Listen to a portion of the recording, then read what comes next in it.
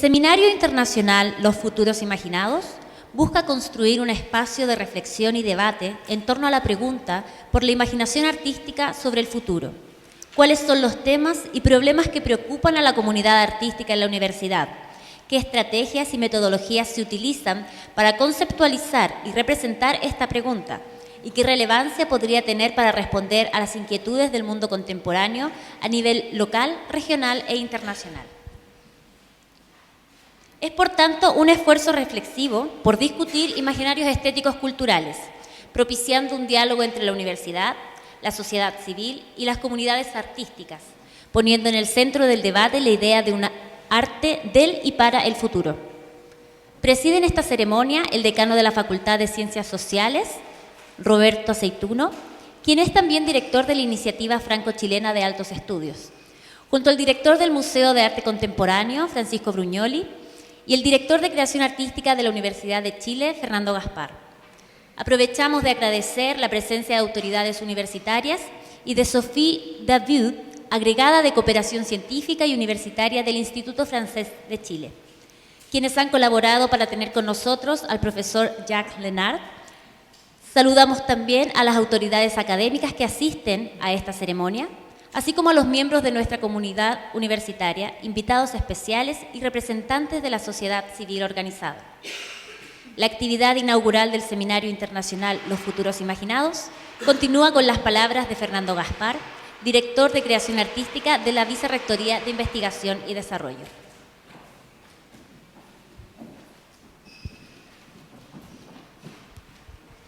Gracias, Emilia. Comparto un poco las palabras que ha dicho Emilia. Quiero agradecer a la presencia del decano de la Facultad de Ciencias Sociales, Roberto Aceituno, y recordar también que esta conferencia que nos va a dar inaugural Jacques Lenard se enmarca dentro de una iniciativa franco-chilena de altos estudios que se está construyendo de manera conjunta entre el gobierno de Francia y la Universidad de Chile. Ya nos dirá algunas palabras sobre eso Roberto. Por supuesto a Francisco Brugnoli, dueño de casa y quien siempre ha sido un apoyo muy importante para el Foro de las Artes. En diferentes años hemos realizado actividades aquí y han sido también muy generosos en facilitarnos el trabajo en esta sala de conferencias. Por supuesto a Ana Pizarro, quien aceptó la invitación de presentar hoy día a Jacques, ¿no? A Jacques Lenard, que ellos han trabajado y trabajaron durante mucho tiempo juntos y obviamente después han seguido en contacto, y yo creo que es una de las personas o de las personas que creemos nosotros que puede mejor hablar sobre lo que ha hecho Jacques Lenard el último tiempo. Y por supuesto, bueno, a todos el resto de los participantes y asistentes, a nuestros invitados internacionales, Mati Perá, Pablo Meneses, etcétera, y Lorena Berceró, que anda por ahí. Y bueno, nosotros hemos construido este seminario a partir de primero, el interés de vincular a áreas artísticas con otras áreas del conocimiento, y por lo tanto hemos generado comités académicos que han tenido integrantes de la Facultad de Artes, del Instituto de Comunicación e Imagen, de la Facultad de Filosofía y Humanidades y de la Facultad de Ciencias Sociales, y con el tiempo ha sido un seminario que ha consolidado de alguna manera una mirada inter y transdisciplinaria respecto a las artes, a las prácticas artísticas y también a el impacto o la vinculación social que tiene la creación artística.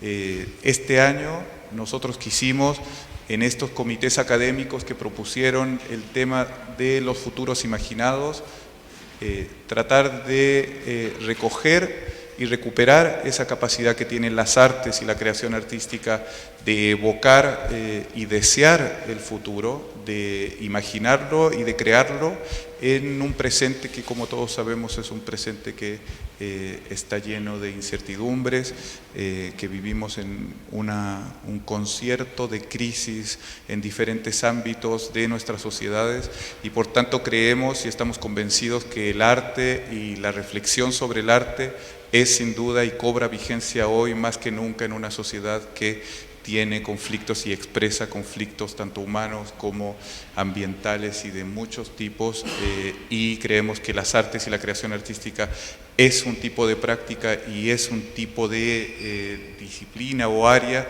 que dinamiza también la convivencia, dinamiza la reflexión crítica sobre nuestro presente, sobre la mirada futura, y qué mejor que hacerlo con ustedes en este museo y con la presencia de Jacques Lenard, quien amablemente aceptó la invitación que le hiciéramos junto con el Instituto Francés en Chile. Así que les doy la bienvenida. Creo que vamos a tener 3 días muy interesantes de reflexiones y espacios críticos, y muchas gracias por estar aquí.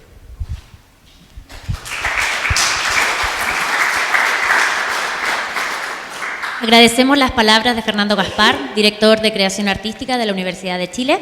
Invitamos a dar unas palabras también al decano de la Facultad de Ciencias Sociales, Roberto Aceituno.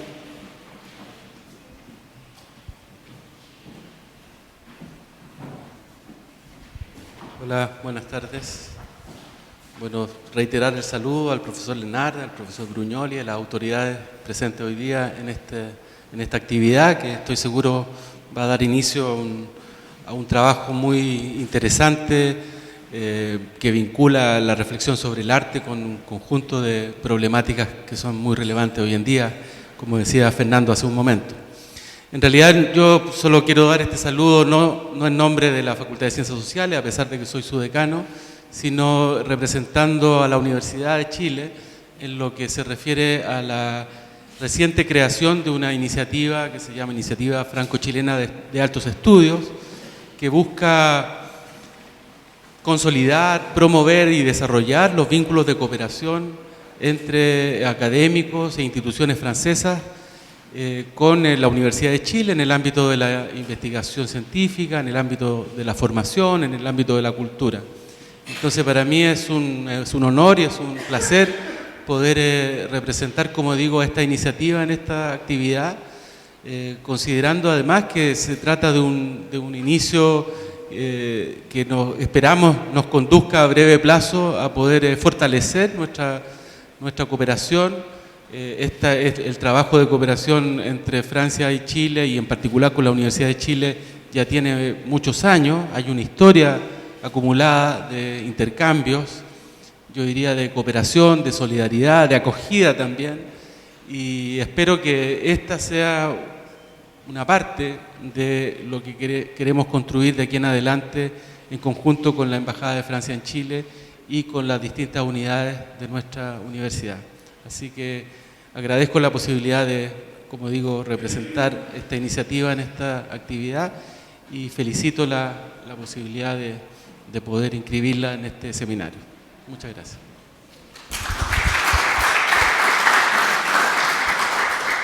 Agradecemos la participación del profesor Roberto Aceituno. También invitamos al director del Museo de Arte Contemporáneo, Francisco Brugnoli, a dar unas palabras de bienvenida.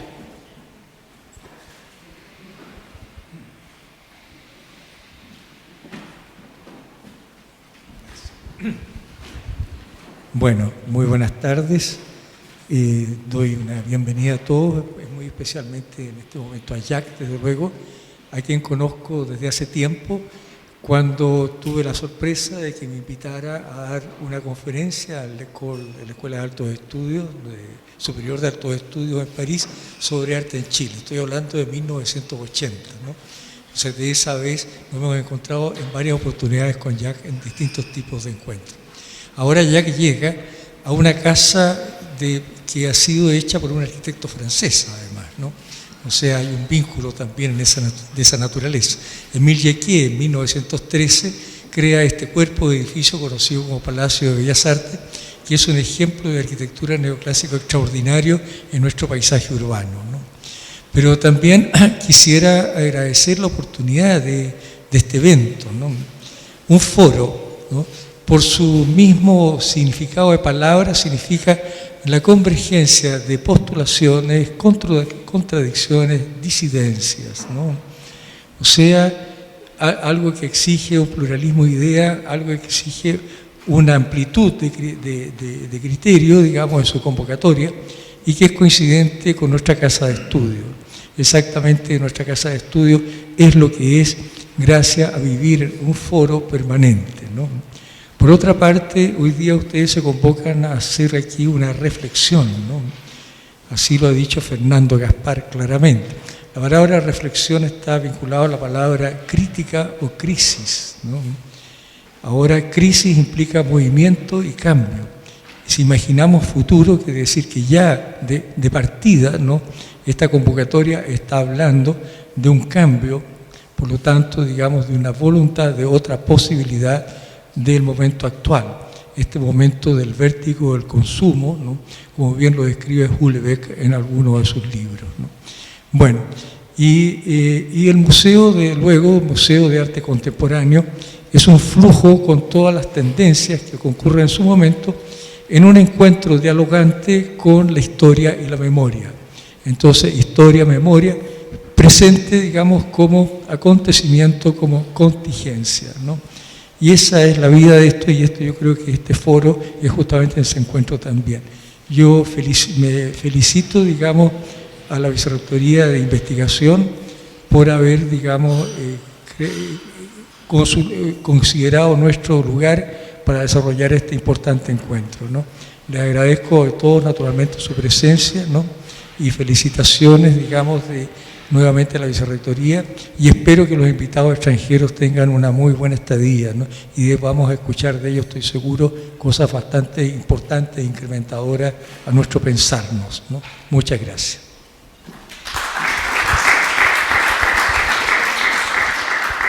Agradecemos la intervención de Francisco Brugnoli y al equipo de trabajo del Museo de Arte Contemporáneo. Para continuar con la ceremonia que da inicio al Seminario Internacional Los Futuros Imaginados, tengo el honor de presentar a Ana Pizarro, doctora en Letras de la Universidad de París y profesora e investigadora en Literatura y Cultura de América Latina del Instituto de Estudios Avanzados de la Universidad de Santiago de Chile, quien realizará una breve reseña del trabajo de Jacques Lenard y dialogará con él sobre los principales aspectos de la conferencia inaugural, el futuro del arte en el mundo contemporáneo, después del paréntesis modernista, a cargo del profesor Lenard, director de estudios de la Escuela de Altos Estudios en Ciencias Sociales de París.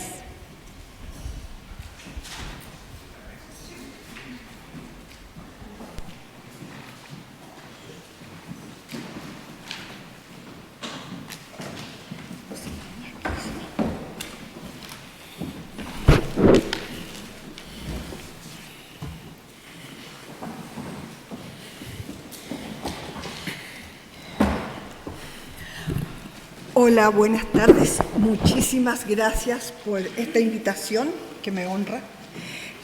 Yo voy a hacer una breve presentación del profesor Lenard porque no hay necesidad de hacer una gran presentación de él.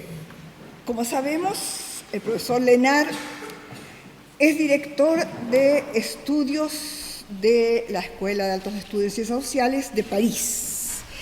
Ha sido presidente de la Asociación Internacional de Críticos de Arte y una serie de representaciones importantes que no voy a enumerar, porque quiero hablar un poquito de los temas, ¿no?, que ha trabajado el profesor Lenard. Diríamos, para empezar, que Jacques es un intelectual mondialisé, como dicen ellos, globalizado, ¿no? Es un intelectual cuyo reconocimiento se da a nivel internacional, tiene un trayecto internacional, de hecho participa en trabajos conjuntos con Alemania, en África, Hungría, Brasil, sobre todo este último tiempo. Yo diría que hay tres áreas fundamentales para organizar un poco un trabajo que es múltiple, porque hay además otra cosa. Jacques Lenard no es solo un intelectual, es un hombre de acción, ¿no? Es un hombre que organiza reuniones, que organiza exposiciones, que está al tanto y conoce de arte africano y de la cuestión cultural, sobre todo en general. Yo diría que hay toda una trayectoria suya que tiene que ver con estudios sobre literatura y lectura, ¿no?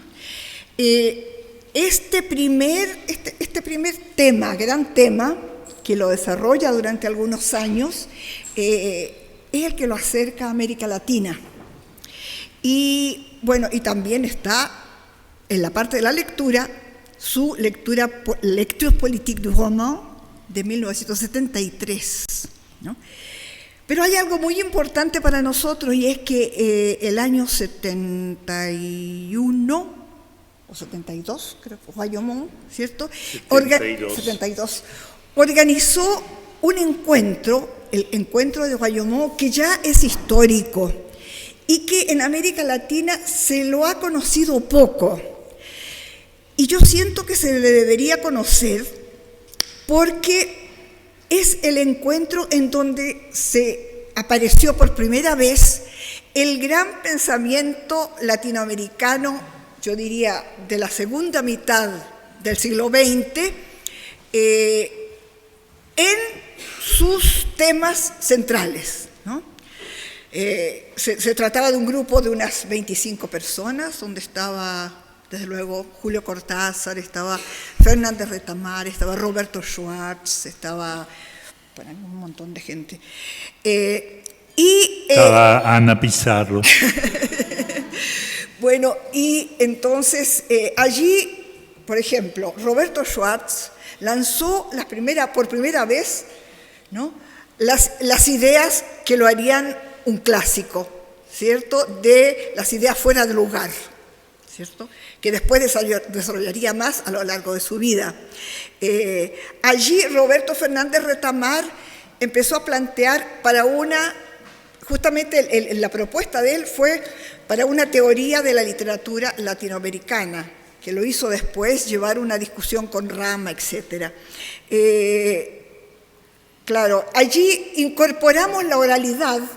Yo había trabajado con grupos mapuche, incorporamos la oralidad en la noción de literatura, todo lo cual fue nuevo, fue rupturista. Es decir, de allí, de alguna manera, estaba Jean Franco también, que habló sobre cultura afroamericana.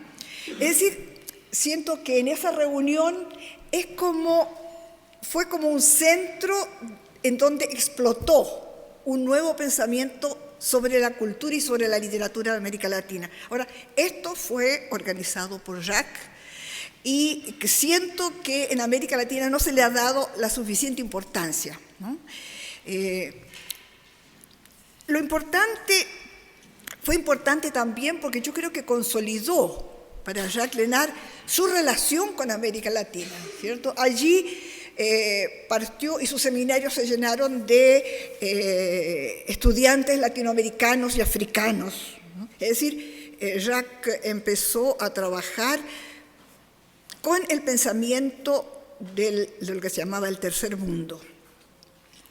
Dentro de estos estudios de literatura estaban también sus trabajos sobre lectura, es decir, estaba en el libro, y allí publica Lire la lecture, que es el resultado de una investigación que hace con los húngaros, y también textos como Est-ce qu'il existe un lecteur européen,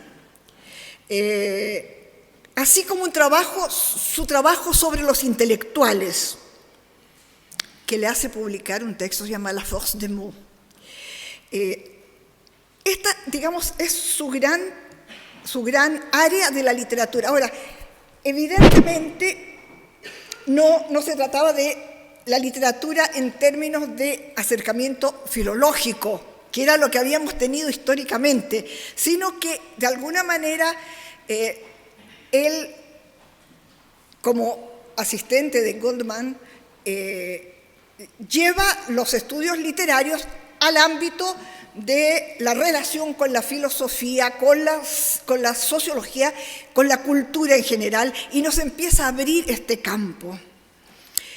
El segundo aspecto es el aspecto de crítico de arte, ¿cierto?, que va desarrollando al mismo tiempo y que le toma una parte importante de su tiempo, y él publica muchos estudios sobre crítica de arte en artículos, ¿no? Y en tercer lugar, yo diría que esta relación entre teoría y práctica que se da en él permanentemente y guiado por su percepción estética tan aguda, lo comienza a hacer mirar la representación de la naturaleza y a intentar percibir las direcciones en que ésta genera una conciencia. ¿Cuáles son las formas de la conciencia que se dan a partir de la representación de la naturaleza? Entonces trabaja con siempre en relación a América Latina, con los viajeros, los pintores. Tiene un importante texto sobre Debré, tiene trabajos sobre Burle Marx, el diseñador de jardines que formó parte del grupo de los modernistas en Brasil, y hace un poco la historia también de esta mirada europea sobre América, pasando por Hans Staden, por Vaz de Caminha, por el aduanero Rousseau, por ejemplo, y observa cómo este paraíso que es la naturaleza empieza a ser utilizado y empieza a verse transformado por el desarrollo capitalista y hoy liberal en sus distintas representaciones. Yo diría que este paraíso que olvida a las poblaciones indígenas, ¿cierto?, busca un saber sobre él, y ese saber comienzan a generarlo los paisajistas. Un Burle Marx, por ejemplo, comienza tempranamente, a comienzo de siglo, a señalar cómo el cultivo del café en Brasil va en deterioro del mundo natural. Esto es un poco una mirada absolutamente general a su trabajo. Yo conozco a Jacques desde hace más o menos 50 años. Más que más. Cuando era asistente de Lucien Goldman, ¿cierto? Nosotros, las estudiantes de entonces, íbamos a los cursos de Goldman y en realidad no entendíamos nada, pero íbamos sobre todo para ver al ayudante de Goldman, ¿no?, que era un joven buen mozo que nos explicaba el Lucas del alma y las formas, ¿no? Bueno, luego con el tiempo trabajamos juntos y él cooperó enormemente en estos textos, 3 volúmenes que se llaman América Latina, Palabra, Literatura y Cultura, que se publicó en el Memorial de América Latina de Sao Paulo, junto con Antonio Cándido y Ángel Rama, ¿no?, dentro de la gente más conocida. Es decir, todo esto para decirles que me une a Jacques una gran admiración, una gratitud por todo lo que me ha enseñado y además un gran cariño. Muchas gracias.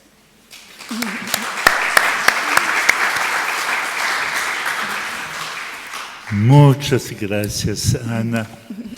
Sí, la verdad es que nos conocimos en el año 1966 en París.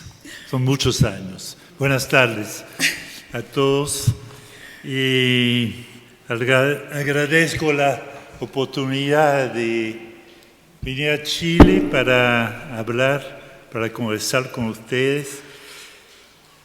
Agradezco a Francisco Brugnoli, que no está aquí, el dueño de casa, de esta casa sobre el arte contemporáneo. Yo voy a hablar dentro de las varias facetas de mi actividad durante todos esos años. Hay un interés muy especial para el arte, es así que nos conocimos hace muchos años y que todavía, y hoy en particular, quiero hablar de arte contemporáneo.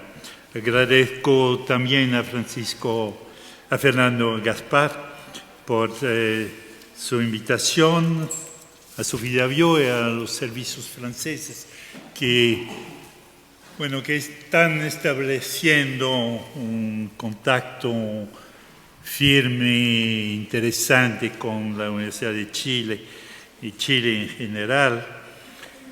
En fin, agradezco a todos por su presencia.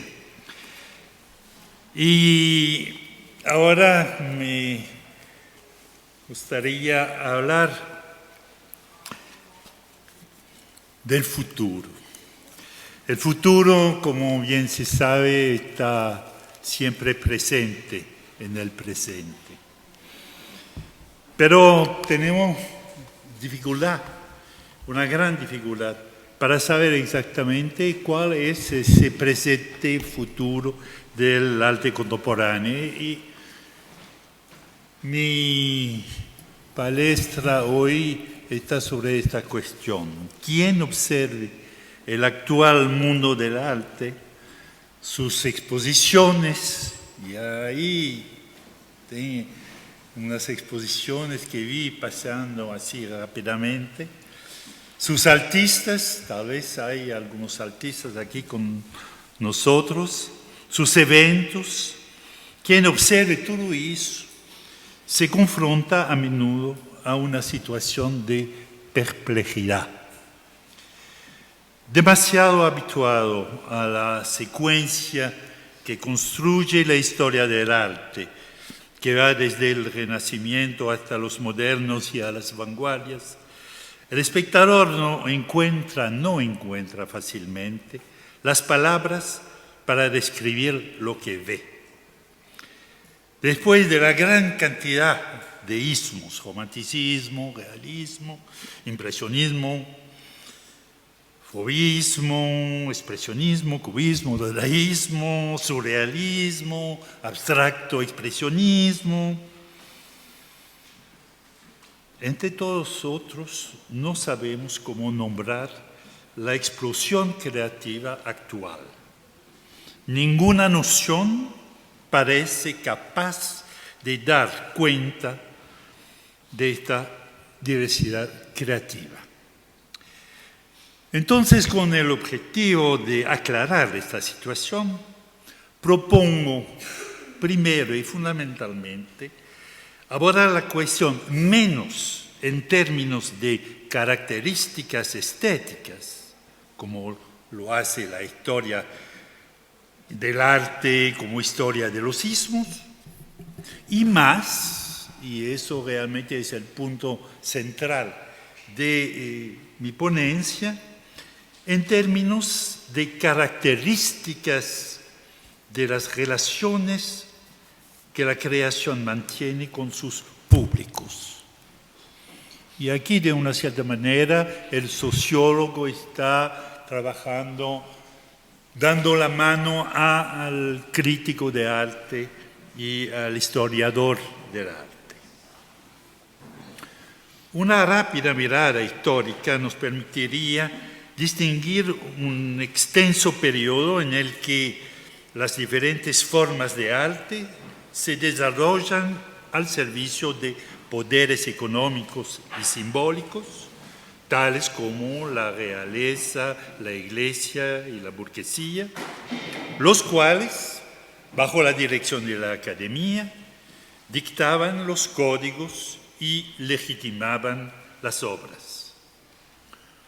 Una transformación mayor de ese sistema tuvo lugar en los años 60 del siglo XIX, abriendo aquello que denominaré el paréntesis modernista, durante la cual las producciones artísticas tendieron a autonomizarse de su dependencia económica y simbólica para valer en sí, independientemente de todo mensaje que no estuviera ligado a los elementos constitutivos del cuadro, creando así las condiciones para el nacimiento de un mercado organizado en torno a los museos, galerías y crítica de arte como instancias de consagración y agentes de difusión comercial.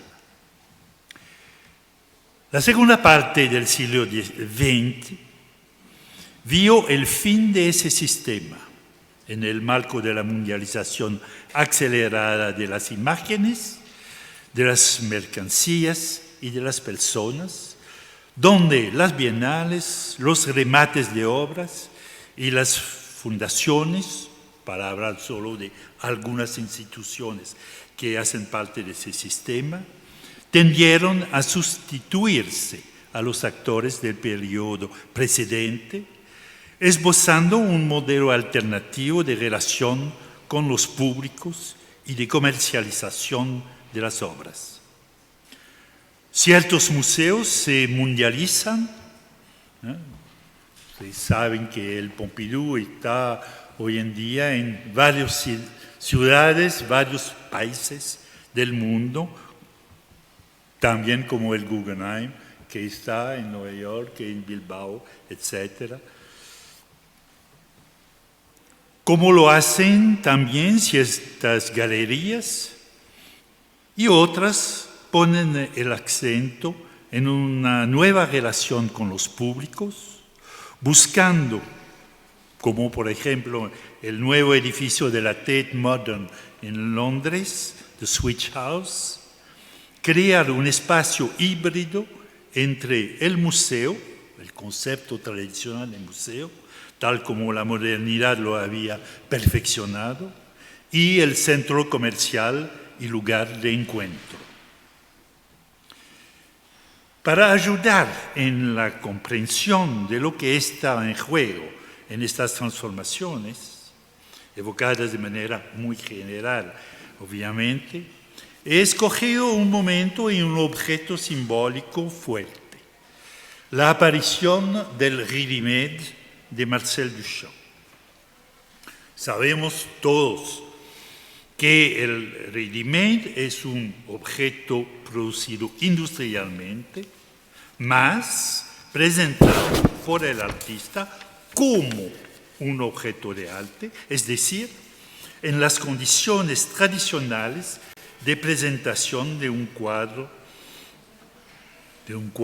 tradicional, cuadro de maestro o de una escultura antigua.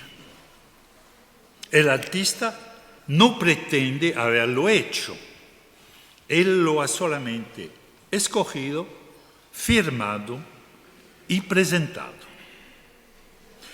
Este gesto rompe con la extensa tradición que hacía del oficio pacientemente adquirido de un maestro en el seno de un taller una de las características esenciales del artista y que inscribíalo en la gran familia de los artistas que transitaba desde el artesano medieval hasta el artista moderno.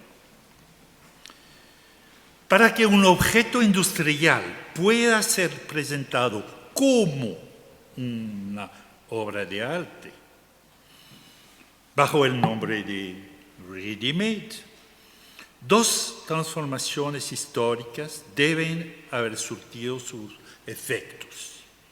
Primero, la industrialización del cotidiano y la emergencia de un público nuevo, para el cual este objeto podrá tener sentido y obtener su aprobación.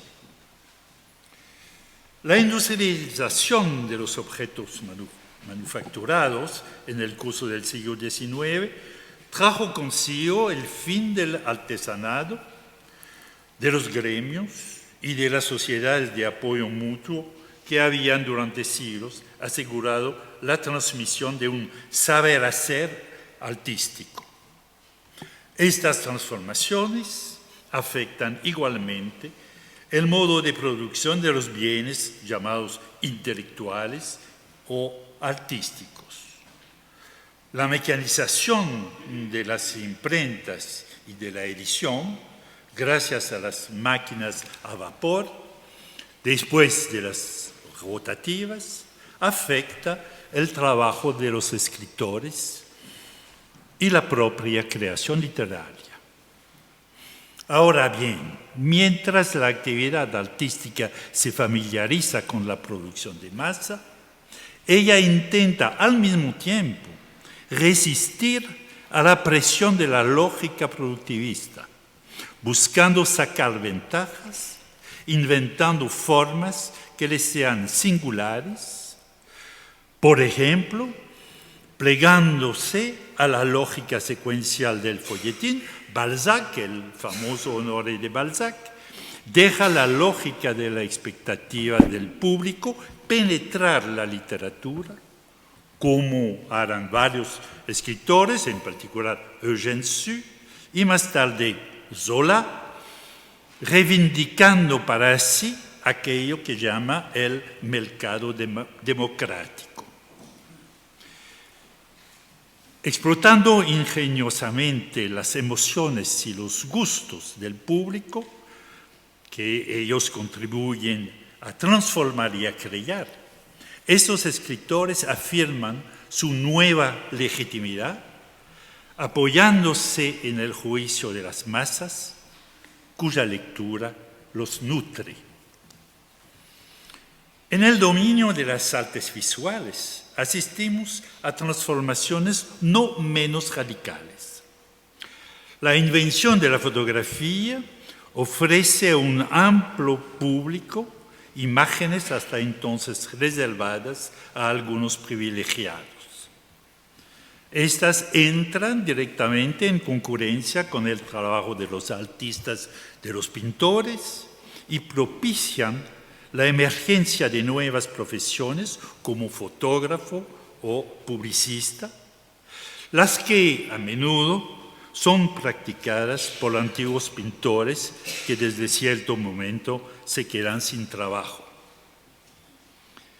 Desde su aparición, la fotografía entra en concurrencia con la pintura, tal como testimonia Baudelaire y los análisis de Walter Benjamin, bien conocidos, en su ensayo sobre la reproductibilidad técnica de la obra de arte.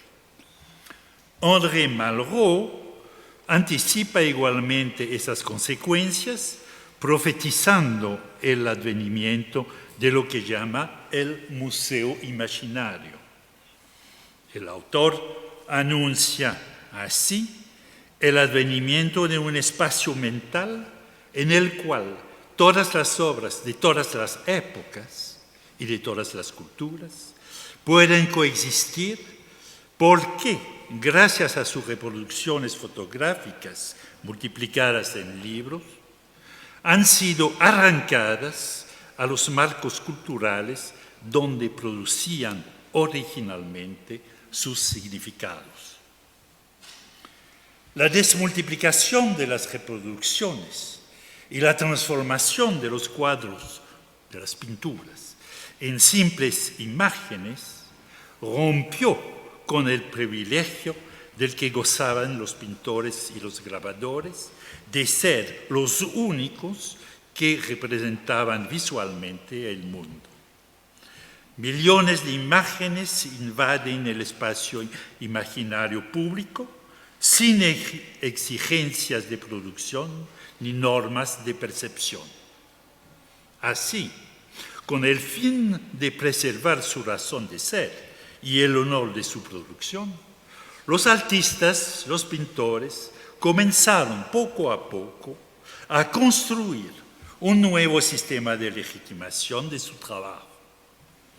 Ellos lo hacen definiendo su producto, el cuadro, por ello que le es específico, es decir, el cuadro como espacio autónomo, lugar de expresión de una ética ligada al trabajo de la forma propia del cuadro.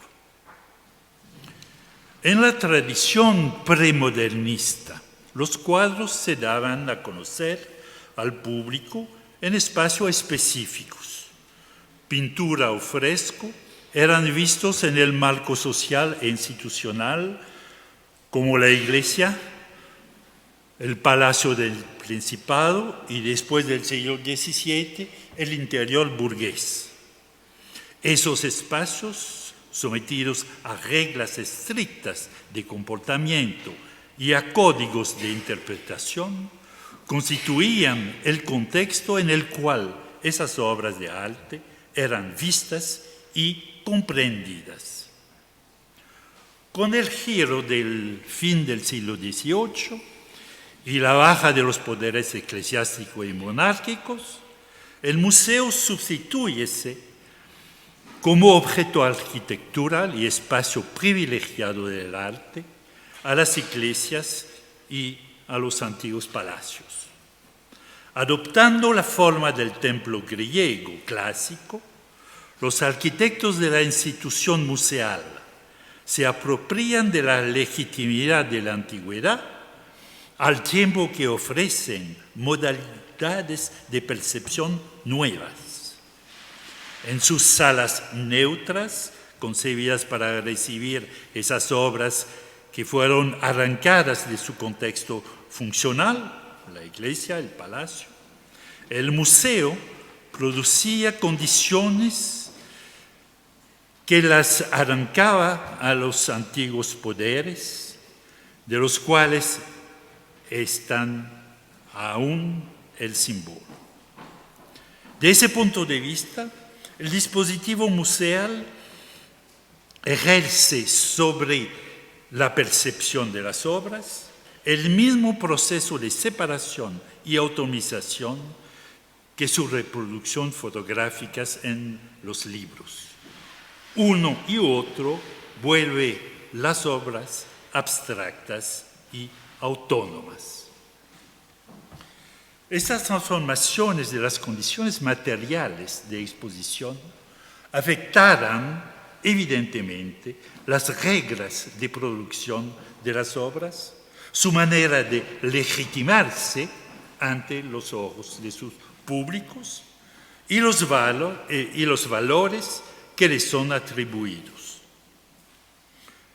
Sobre estos diferentes aspectos, lo que llamé el paréntesis modernista ha aportado una respuesta específica. Es necesario, sin duda, preservarse de la idea de que toda creación artística se vio unificada de una sola vez bajo estos nuevos parámetros. Hablaremos más bien de una tendencia fuerte que reconoceremos como modernista, que existirá durante un siglo con otras maneras de producir, mirar, valorizar el arte, pero que por su importancia y su coherencia amerita ser analizada. El crítico americano Clement Greenberg, 1909-1994, es sin duda quien ha dado a la posición modernista su extensión más radical, sin olvidar las críticas que le han sido dirigidas por el exclusivismo de su teoría. Se reconoce en su enfoque el esfuerzo propiamente modernista por despejar la especificidad del arte, la misma que los artistas gustaban defender a fin de preservar su campo de competencia y de actividad. Olvidando voluntariamente el cubismo y dejando de lado de manera más o menos consciente las tendencias realistas, Greenberg hace de la pintura un arte que tiene conciencia de sí, conciencia crítica de sí, que se conduce a la celebración de la sola planeidad del cuadro. Rechazando la trampa figurativa, actividad clásicamente platónica, la pintura se presenta en Greenberg como crítica del cuadro y de sus características formales. Esta autocrítica de la pintura, totalmente cesariana, especie de purificación ascética, conduce lógicamente al artista a un examen crítico de la historia del arte de la cual él hace parte. Una concepción tan radical del cuadro tendrá evidentemente efectos sobre las condiciones materiales de su exposición. Brian O'Doherty ha analizado estas consecuencias en un libro bien conocido, se llama The White Cube,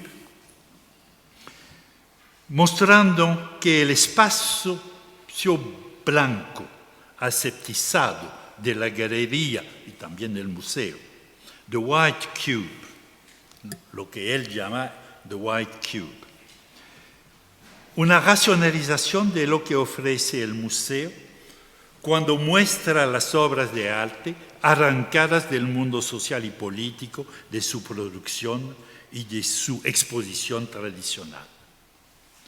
La concentración de todas las energías artísticas sobre el objeto cuadro y la planeidad de este objeto ha dado lugar, por otro lado, a investigaciones sistemáticas sobre las formas de la visualidad. El pintor Maurice Denis, pintor francés, tenía por costumbre decir a sus estudiantes en París alrededor de 1905, una frase que para mí es fundamental para entender lo que es la paréntesis modernista. Citando a Maurice Denis, hablando a sus alumnos: recordar que un cuadro, antes de ser un caballo de batalla, una mujer desnuda o cualquier anécdota, es esencialmente una superficie plana recubierta de colores ensamblados en un cierto orden. Fin de cita. Este aforismo define lo que busca el observador modernista, tal como lo concebirá más tarde Clement Greenberg. Este debe aprender a olvidar la anécdota, las referencias a la realidad del mundo, la perspectiva, en fin, todo lo que el sistema de representación desplegado por los artistas en el Renacimiento. Que este apego a los puros aspectos formales del cuadro constituye un esfuerzo al cual tanto el artista como el amateur deban atenerse, es lo que el apóstrofe imperativo de Maurice Denis subraya: recordar que una orden como esta habría sido impensable en los siglos precedentes. En adelante, la obra de arte deberá ser concebida y apreciada fuera de toda referencia narrativa, simbólica, religiosa o incluso descriptiva. Para que un tal credo pueda ser afirmado y virar a ser la regla de oro del sistema modernista del arte, hace falta que sea adoptado por todo un medio y no solamente algunos artistas vanguardistas. todo medio el cual está constituido por un universo profesional múltiple que incluye galerías, museos, críticos, artistas y públicos. Este conjunto de actores forma la caja de resonancia del arte modernista y al mismo tiempo constituye la base social de su legitimidad. Todos reconocen que las cualidades estéticas, críticas y autorreferenciales de las obras son primordiales y las únicas susceptibles de legitimar una obra. En este proceso, el discurso de los críticos juega un rol determinante. Es la comunión de esta red de actores en sus valores modernistas lo que legitima las obras, tanto en el plano estético como comercial.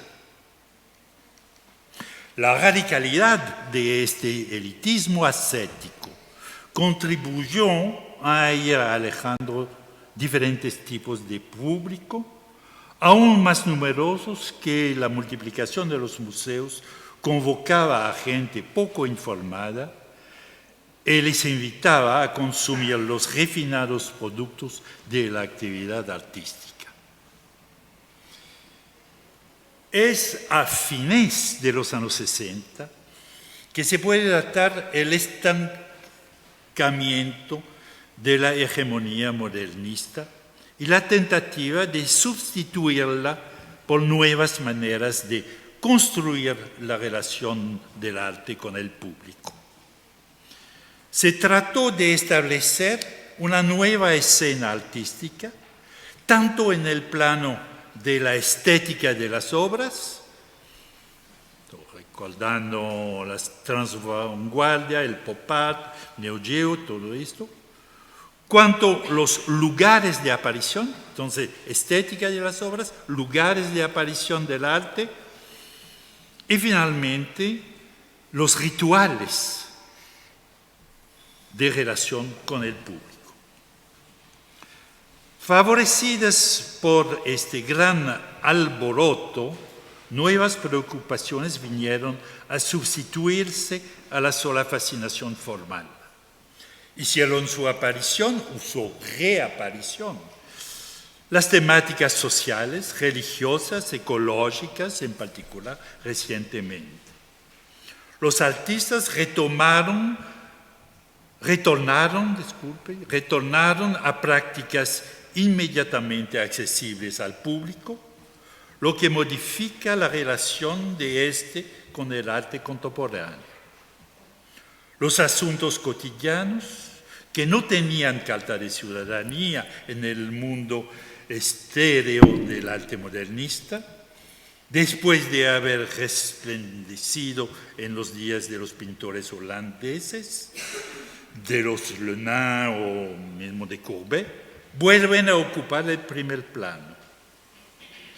Esta apertura a las cuestiones de la vida cotidiana, tiene como efecto de legitimar la opinión de todo. Sobre el cotidiano, todos tienen una opinión. Cada uno comienza a tener una voz, mientras antes solo los especialistas poseían la legitimidad requerida para expresarse sobre el valor del trabajo artístico modernista. Así se inaugura una nueva fase de esta relación entre arte y público, donde la obra de arte está preocupada por sensibilizar a un público y a dirigirse a él bajo un modo sensible, con el fin de que se vuelva su público. Sobre esa transformación existen diversas teorías que han reflexionado sobre esa dimensión relacional del arte contemporáneo. Una cita de Nicolas Bourriaud El contexto social y las interacciones humanas componen el arte relacional, escribe Nicolas Bourdieu, destacando la convergencia de las preocupaciones de unos y otros. Por su parte, otro crítico francés del arte contemporáneo, Paul Ardenne, recuerda que la primera cualidad de lo que él denomina arte contextual, pero que es una cosa bastante próxima al arte relacional de Bourdieu,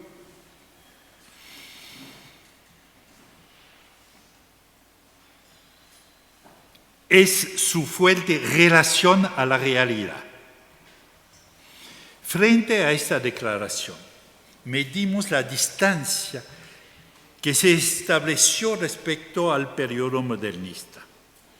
Los artistas del arte contemporáneo buscan religarse con el mundo, con sus preguntas, sus imágenes, sus fantasías.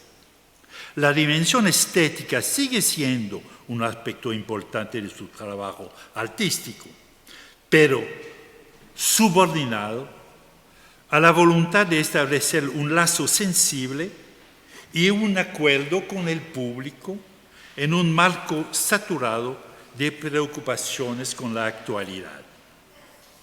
A menudo, el camino para alcanzar esta sensibilidad anónima pasa paradójicamente por su expresión profundamente subjetiva, que sin embargo no tiene nada de despliegue narcisista. La subjetividad del artista es la voz que se encarna para convocar al que se volverá su público. Expresa un deseo de compartir y de construir en un diálogo frágil las condiciones de legitimidad del acto artístico. Desde este punto de vista, este arte supone a la vez compartir y valorizar la experiencia compartida, buscar la proximidad social y su construcción. Más que crear una situación donde el público está confrontado a la trascendencia de la obra, a su verticalidad impresionante y a la experiencia de encontrarse con ella, que justifica lo que se paga por su precio, los artistas contextuales intentan establecer una relación más democrática y horizontal. Sin duda, lo hacen porque han experimentado violentamente el golpe de incomprensión que se instauró entre el arte y sus públicos, intentando luchar contra la lógica de exclusión que suele resultar del elitismo modernista. Si es que el museo y su forma hiperbólica, el cubo blanco, correspondían perfectamente a la ceremonia modernista del arte, a estas nuevas obras y al público que puede darle existencia, le es necesario igualmente un espacio adecuado, un espacio de encuentro que yo denomino la exposición. La exposición, en mi definición, la exposición de arte contemporáneo expone obras, pero también expone a sus visitantes, les expone a múltiples encuentros, cuestionamientos y puntos de vista. Hay en esta efervencia, una efervencia un tanto confusa, se puede decir, donde cada artista adopta simultáneamente diversos estilos, algo que se acerca un poco a la lectura de una novela. Ahí también se está confrontando a una multiplicidad de acontecimientos, personajes y ideas, de la que es necesario extraer una sustancia para sí. El lector tiene que hacer ese trabajo, extraer la sustancia para sí. Porque la novela es un espacio experimental, tanto para el novelista como para el lector que viene a visitarlo a través de su obra. Así como la novela acompaña desde la era democrática la construcción simbólica y social del ciudadano, podemos pensar que la exposición constituye una forma de arte privilegiada en la época de la democratización del arte. Digo bien, una forma de arte. La exposición es una forma de arte y no una manera de mostrar el arte. La exposición, en mi discurso, es una forma simbólica en el sentido en que Panofsky hablaba de la perspectiva como forma simbólica. Debido a su dispositivo espacial, a la autonomía que conserva ahí todo objeto, a la imposibilidad de construir un discurso que incluya todos los elementos expuestos, a la pluralidad de correspondencias que favorece, la exposición hace aparecer una verdad esencial.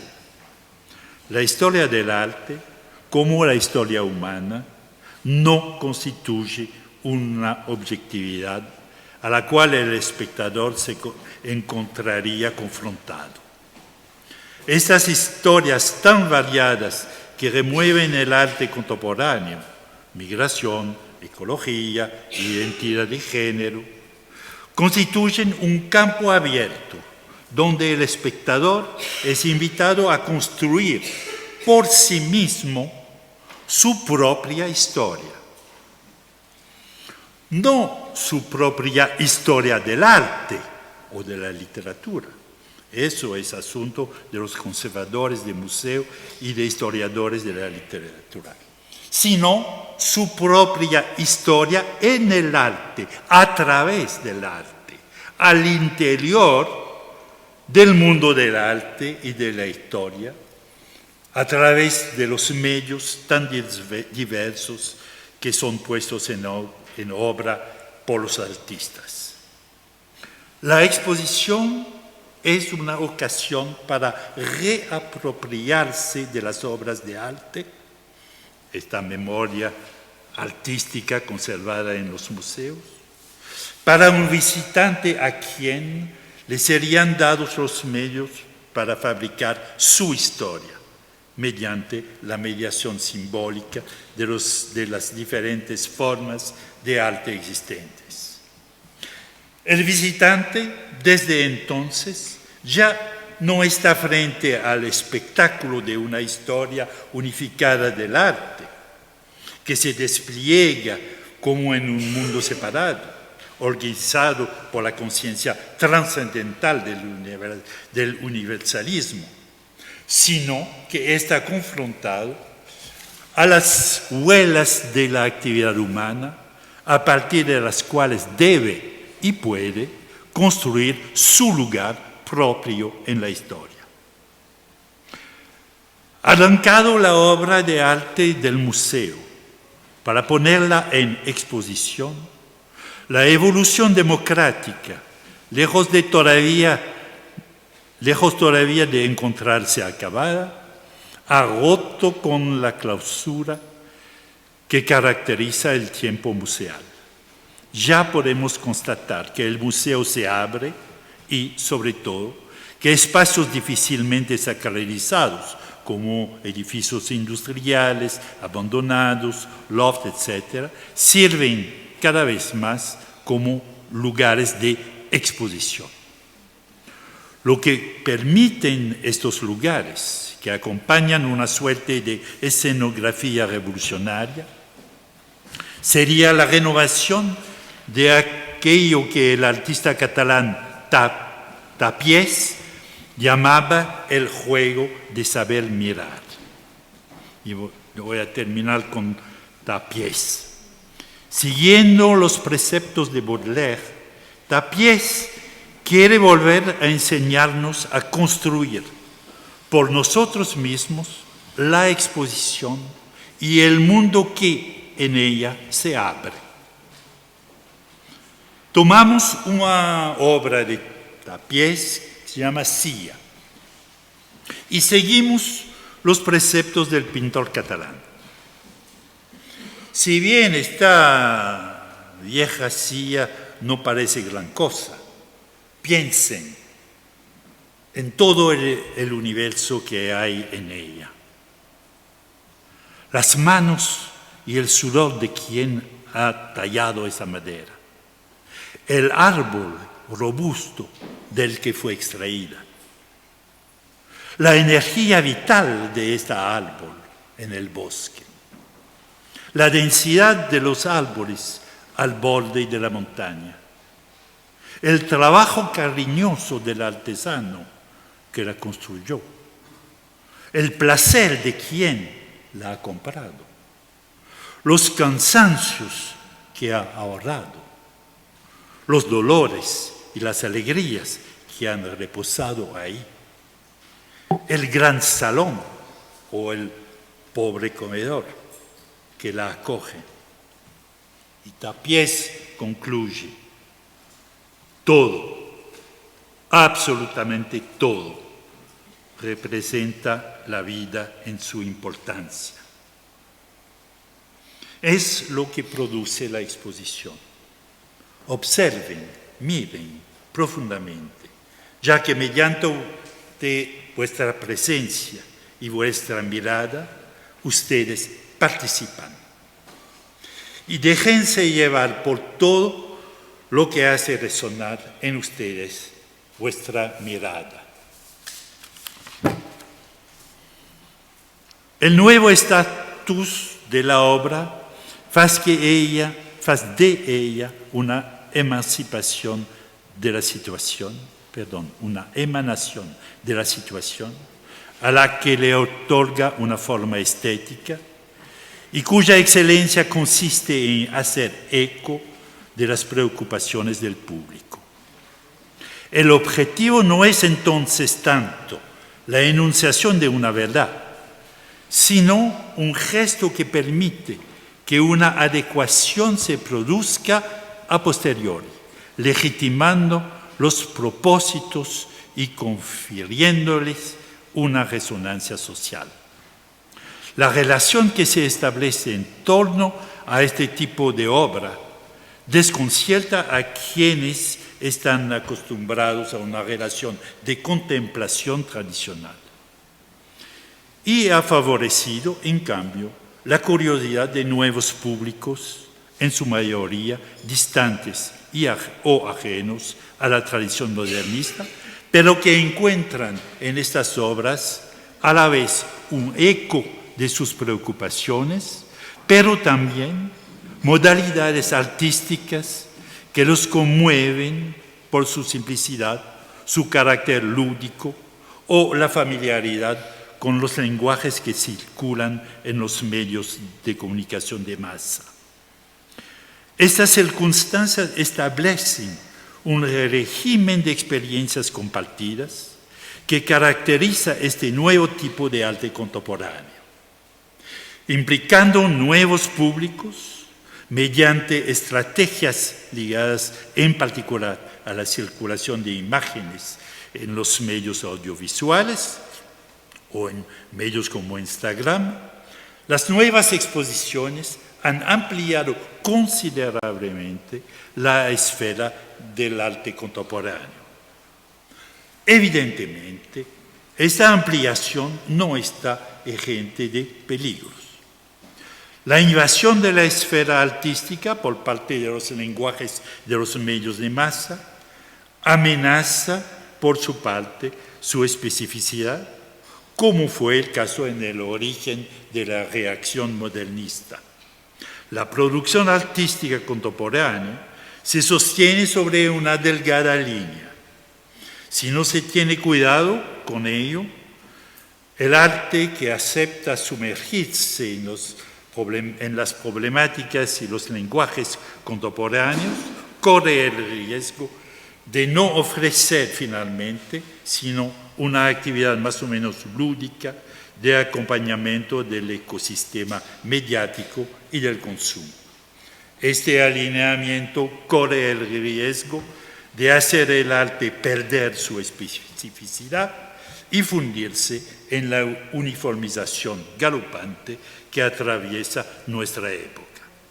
Pero, conscientes de esos peligros, los mejores artistas sabrán, sin duda, transitar por esa delgada línea.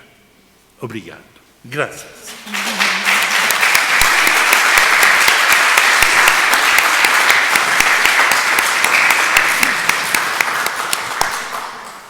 Disculpe por el portuñol. Ofrezco la palabra primero, ¿no? ¿Sí? Si alguien quiere...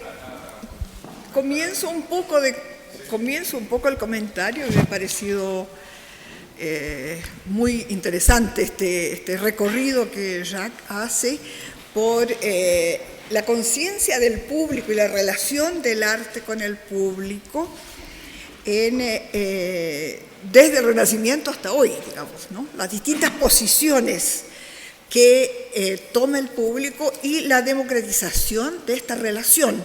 Me parece muy claro, sobre todo. Ahora, hay dos cosas que me preocupan. Me gustaría, tal vez porque soy un poco literata, que la noción de modernismo, tal vez, tú, digamos, plantearas un poco cuál es tu... Sí, cuando hablas de modernismo, ¿no? Yo entiendo que te refieres al periodo de las vanguardias, porque hay tantos modernismos, ¿no? Claro. Hay muchos. Exacto. Bueno, entonces, sí. Tenté sobre este punto, un punto clásico de la discusión sobre literatura y artes y arquitectura.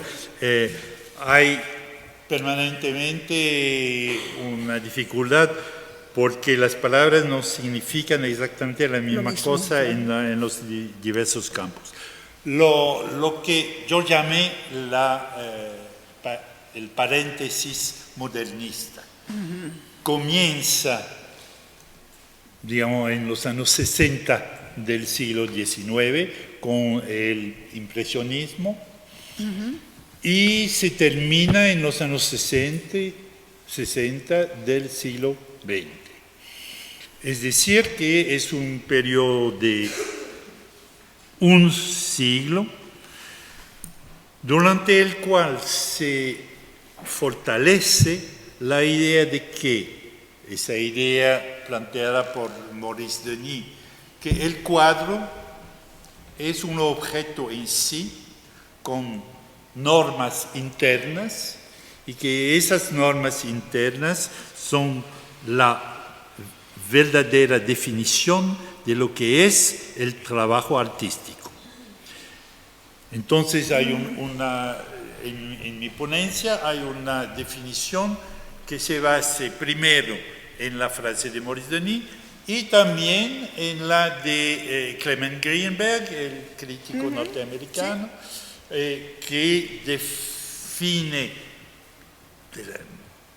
más o menos de la misma manera que Maurice Denis, diciendo el cuadro, todo verdadero cuadro es definido por su planeidad, por el hecho de ser una superficie sobre la cual el artista trabaja. Entonces, el paréntesis modernista en mi ponencia viene con la construcción de un espacio específico que le corresponde de una cierta manera, que es el museo y la galería. Y estoy pensando que lo que existe hoy en día, lo que se llama el arte contemporáneo, implica una transformación del objeto. El objeto no se define más por su planeidad, etc., sino por Su relación. su relación, por la construcción de una relación con el público. Ajá. Perfecto. Muchas gracias. ¿Sí? Ya partiste hablando sobre esta relación que tiene el presente con el futuro, ¿no? Como que el futuro siempre está contenido en el presente. Me gustaría un poco indagar o saber un poco cuál es tu pensamiento sobre un momento como este, donde realidades como el cambio climático presentan justamente esa incapacidad de imaginar un futuro o de programar un futuro, como fue en el caso, por ejemplo, del programa modernista, ¿no? Que se inscribe dentro de un programa aún mayor que es el humanismo. Entonces yo veo que en este momento pasamos a un estado que podríamos llamar post-humanista, donde las redes sociales, la biotecnología, el cambio climático generan un panorama que es muy difícil de describir.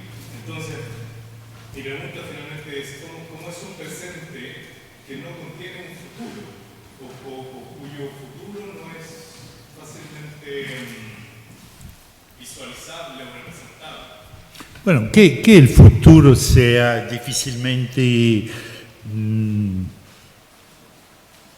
visualizado siempre fue así. No, nada nuevo en eso. El futuro siempre está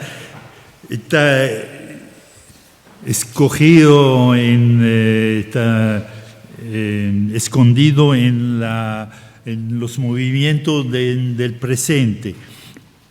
Por eso hablé de la dificultad de distinguir teóricamente presente y futuro, porque lo que podemos decir sobre el futuro está contenido en el presente, son las visiones que nosotros podemos ver a partir del presente. Pero eso no me parece un punto fundamental. Más fundamental me parece su cuestión respecto al humanismo. Yo creo que el humanismo, bueno, también como modernismo, como todos los ismos, hay que definir lo que estamos llamando de humanismo. Pero el humanismo en la definición del siglo de las luces determina la centralidad de la razón humana y deduce el mundo a partir de este centro organizador. Este humanismo racionalista, digamos, ya no funciona porque tenemos una visión mucho más profunda de la totalidad. La totalidad era reducida en este entonces a la capacidad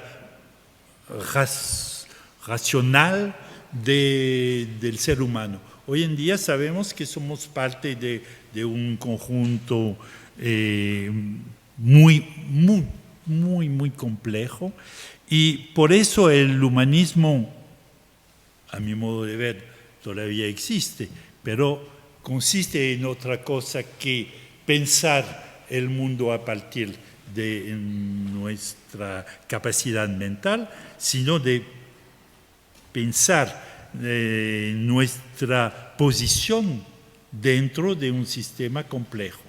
El asunto fundamental hoy en día es pensar la complejidad. Y el arte contemporáneo nos da ya unas perspectivas, porque precisamente está relacionando una problemática con los actores de esa problemática. No pretende construir el mundo a partir de lo que uno piensa, sino que establece una situación de discusión, de troca, de intercambio, de interacción, sin que se sepa exactamente por dónde va. Cada momento está produciendo el momento futuro. Entonces es a la vez un pensamiento mucho más exigente en términos de complejidad que el humanismo tradicional, pero también implica una conciencia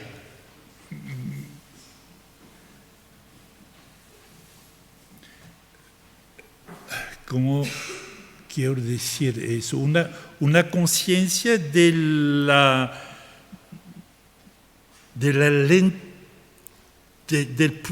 lentitud, ¿cómo di la lenteur?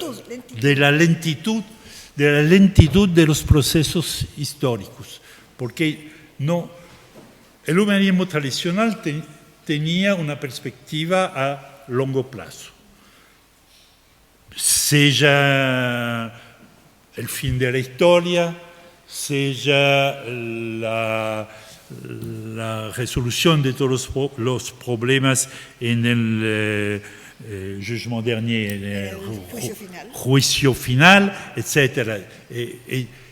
Había la flecha del tiempo era un elemento constitutivo del pensamiento. Y ahora no podemos, sino que estamos trabajando con un tiempo reducido, con una perspectiva reducida, pero más compleja. Entonces la profundidad del tiempo está transformado en una contemporaneidad problemática, múltiple, y yo creo que para mí el arte contemporáneo, que muchas veces es muy frustrante, porque tú no sabes lo que estás mirando, tú no sabes exactamente lo que el artista está diciendo a sus contemporáneos, pero al mismo tiempo es un ejercicio del pensamiento totalmente nuevo, pero que me parece reflejar bastante bien la nueva epistemología necesaria para este mundo complejo dentro del cual hoy en día tenemos la conciencia de existir.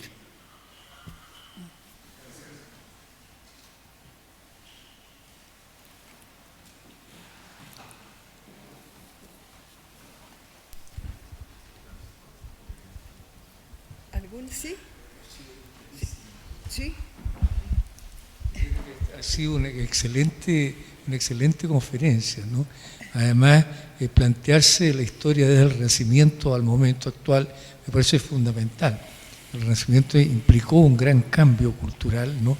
Y justamente con una mirada de proyección de futuro tremenda, con una caída por ahí con el manierismo, ¿no? Pero en fin, se siguió adelante porfiadamente, ¿no? De ahí adelante. Y el otro punto que me pareció muy interesante es la idea de la exposición, ¿no? Creo que es de una actualidad, digamos, absoluta, cómo fue tratado esto, ¿no? Y sobre todo la idea de que la exposición se expone, como se expone el público, yo diría como se expone el artista y como se expone la institución que la acoge, ¿no? Hoy día, o sea, una exposición es un lugar de crítica, de reflexión en cuanto a todos esos puntos, ¿no? Creo que eso es fundamental, ¿no? Y bueno, y la idea última de un futuro que estuvo presente en la conferencia, ¿no? El futuro presente, digamos, en el presente, ¿no? O sea, yo ahí tal vez diría, digamos, el futuro como el deseo de un presente, ¿no? Y en ese sentido me pareció muy importante la pregunta sobre el momento actual, en que yo creo que la diferencia es que por primera vez el futuro se hace un poco temible, ¿no? Pero tal vez fue también el futuro del movimiento expresionista alemán, ¿no? Que vio que la humanidad tenía que sucumbir, ¿no? Que era una especie de maldición. Pero por otra parte hay una incertidumbre que yo creo muy poética también y que no se presta atención suficientemente por los aspectos reflexivos, ¿no? Que es justamente aquello que se mencionó de todo lo que son las operaciones tecnológicas e informáticas, ¿no?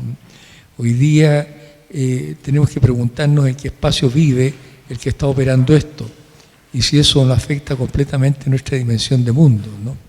Yo me planteé en una charla hace poco, ¿no?, la pregunta sobre qué arquitectura tiene el que habita, ¿no?, la pantalla del teléfono, ¿no?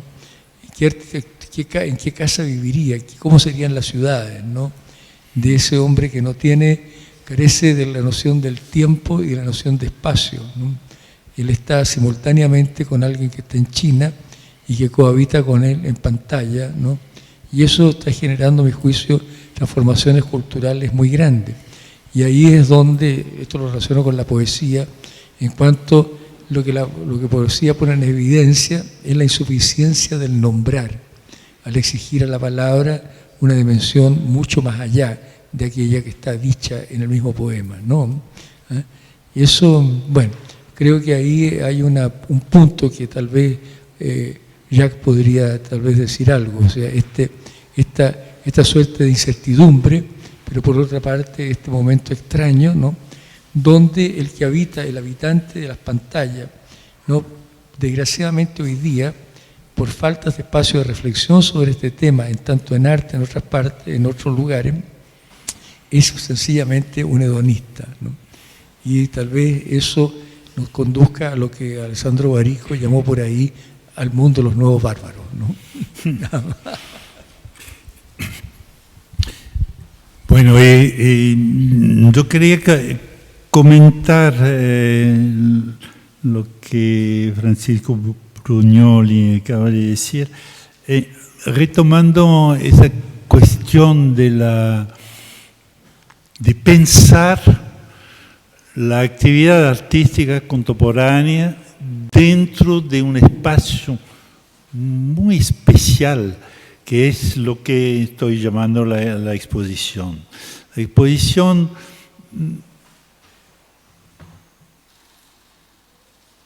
es un espacio donde las incertidumbres se van a discutir, a confrontar, a dialogar, a dialogar. Y de ahí viene una cualidad nueva de la obra de arte, que no es afirmar algún sentido, sino afirmar la necesidad del diálogo, las incertidumbres, la imposibilidad de decidir el sentido exacto de una obra. Bueno, por ejemplo, la obra que está pendurada en el espacio del museo. ¿Cuál es la significación? Sino que crea la posibilidad para nosotros, todos, de nos confrontar con una posibilidad de interpretación. Hace necesario esa confrontación, el diálogo. Transforma la obra que era una propuesta de sentido en una propuesta de diálogo. Es una exigencia para el público, es una exigencia para el crítico también. Es interesante porque, bueno, crítico de arte lo fue durante 40 años y todavía estoy publicando sobre artistas contemporáneos. Pero la actividad de crítico de arte, que era fundamentalmente 40 años atrás, hoy en día ya no tiene esa importancia que tenía, porque quien está organizando el valor del arte hoy en día son las subastas, las colecciones, las fundaciones, etc. Pero, del otro lado, eso crea una libertad, un espacio de libertad para la crítica de arte, y es un fenómeno muy especial. Lo veo claramente en Francia. Cuando estaba presidente de la Asociación de Críticos de Arte en los años 70, 80, había 90 críticos de arte en Francia. Y eran poderosos. Ellos habían un poder. Hoy en día los críticos no tienen poder con respecto al valor del arte.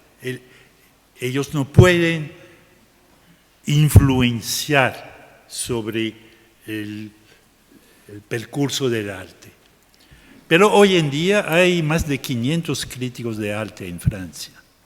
Es decir, que hay un espacio de conversación que está más lejos del poder, pero que existe y que es una parte de la vida democrática de un país. El crítico de arte era parte del poder, hoy en día es parte de la conversación democrática en la sociedad.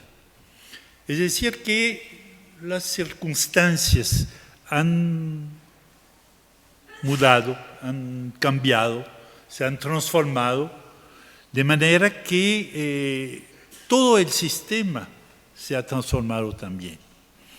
Y los artistas en su trabajo también han transformado las condiciones de su llegada al mercado, de su llegada al público, de su intervención dentro del espacio.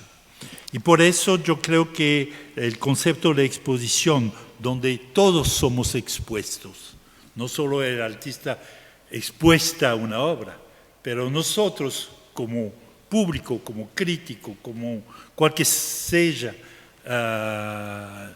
nuestra posición dentro del sistema social, estamos expuestos y tenemos que reflexionar sobre nuestra posición a partir de las propuestas artísticas, en una posibilidad.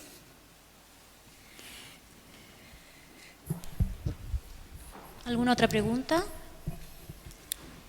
Perdón, Jacques, se ha bien comprendido lo que dice. A un momento fizeste una comparación entre la especificidad del arte contemporáneo y la actividad lúdica.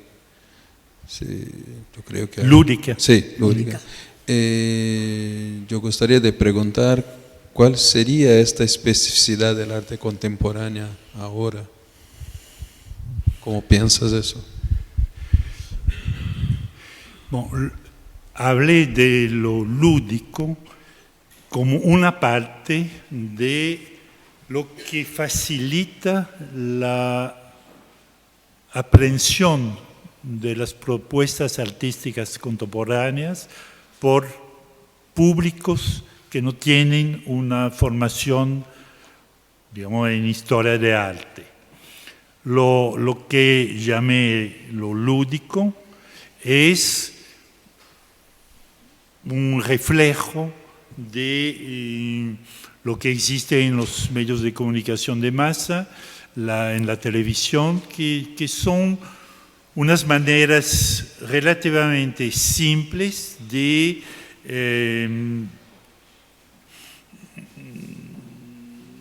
crear un placer, digamos, la satisfacción. Lo lúdico sería una satisfacción que se da fácilmente en los medios de comunicación de masa. Y hay en la producción artística contemporánea a menudo trazos de este tipo y yo creo que están facilitando el abordaje, la aproximación del público a las obras. Estoy pensando a varias obras, pero claro que no es una definición general del arte contemporáneo. La diversidad del arte contemporáneo me parece fundamentalmente ligada no a aspectos técnicos o formales, sino a las temáticas, a la manera de establecer un contacto con las varias preocupaciones, problemáticas sociales, políticas, contemporáneas. Lo formal, lo lúdico siendo una forma. Las formas hacen parte, claro, del trabajo del artista, pero no quiero definir el arte contemporáneo a partir de sus formas, sino de sus problemáticas y de esa manera de relacionarse con los públicos. Entonces, lo lúdico no es tan importante, lo cité así, una serie de características. Yo me pregunto, para la última, ¿me dejas? Sí. Yo me pregunto, y me lo he preguntado a partir de algunos textos últimos que son premiados además. Si no hay un deslizamiento a propósito de esta relación público-arte o estética, si no hay un deslizamiento del sentido del arte con esta forma de, llamaste democratización, en el sentido en que se acepta fácilmente como arte producciones que están ligadas a un público masivo. Estoy pensando en concreto en literatura, en la obra de Isabel Allende, por ejemplo, ¿cierto? Que ha sido premiada internacionalmente, que ha sido premiada en Chile, y sin embargo, ¿cierto? Es una obra que a mí me parece que está muy ligada al efecto comercial, al efecto público, gran público, masivo, ¿no? En donde el nivel estético, primero, no es propio, está tomado de otros textos, pero el nivel estético está elaborado en función de llegar a ese público.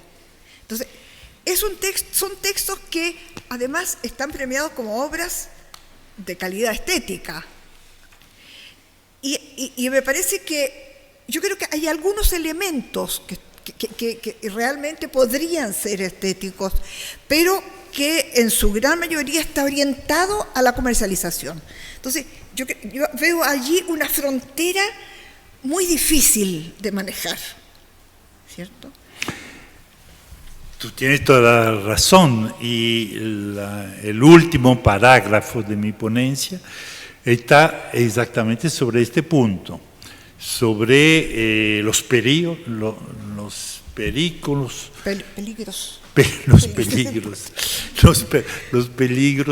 que corre el arte contemporáneo dentro de ese movimiento que tenta se aproximar, transformar al público en su público. Ajá. Claro que es un peligro enorme, y por eso hablé de esta delgada línea y de la posibilidad de caer de un lado o del otro. Y está claro que el arte contemporáneo no es un arte fácil, no puede ser. Arte es siempre difícil, pero está cambiando de reglas. Y lo que me interesa es ese cambio de reglas, cambio de espacios, cambio de relaciones con los públicos. Pero tú tienes toda la razón, eso no significa que el arte contemporáneo sea algo que fácilmente va a resolver ese problema de la transformación del sistema. El sistema, lo que llamé el paréntesis modernista, ya tiene una diversidad bastante grande, tiene toda una historia, y lo que nos llamamos hoy en día el arte contemporáneo va a tener también una historia y probablemente va a durar un siglo para resolver, para construir una nueva relación entre la obra de arte, los públicos y las temáticas de la sociedad contemporánea. Eso va a tomar un tiempo y no significa esa aproximación a los públicos y a las problemáticas contemporáneas que eran realmente rechazadas durante el paréntesis modernista. Es una nueva relación que se establece y que va a tomar 50, tal vez 100 años para desenvolver la amplitud de sus aspectos, de sus posibilidades, como lo ha hecho la idea de que la obra de arte era un objeto separado del resto del mundo. Sí. Durante un siglo los artistas han trabajado esta hipótesis y ya llegó el fin de este periodo. Llamar eso el paréntesis es decir que estamos recuperando algo que existía antes, que es la relación con los significados religioso, social, político, como era la pintura del siglo XVII, era una pintura totalmente política, totalmente social. Había un trabajo estético específico, pero dentro de este marco. Y a partir de un cierto momento, los artistas tentaron de recuperar su espacio a través de este trabajo que yo llamé la paréntesis modernista, y estamos retomando las problemáticas políticas. Hoy en día se llama ecología, género, religión también, la religión. 30 años atrás yo pensaba que la cuestión de la religión era una cuestión resolvida, que no se iría a hablar más de religión. Imagínate, hoy en día estamos completamente dentro de la problemática. Pero ese pensamiento de los años 60 era todavía un pensamiento de la época modernista. Y hemos cambiado de mundo. La mundialización ha producido efectos fundamentales sobre nuestra manera de pensar, y por eso tenemos que repensar las condiciones de producción y de difusión del arte, de la literatura, tanto cuanto la del arte.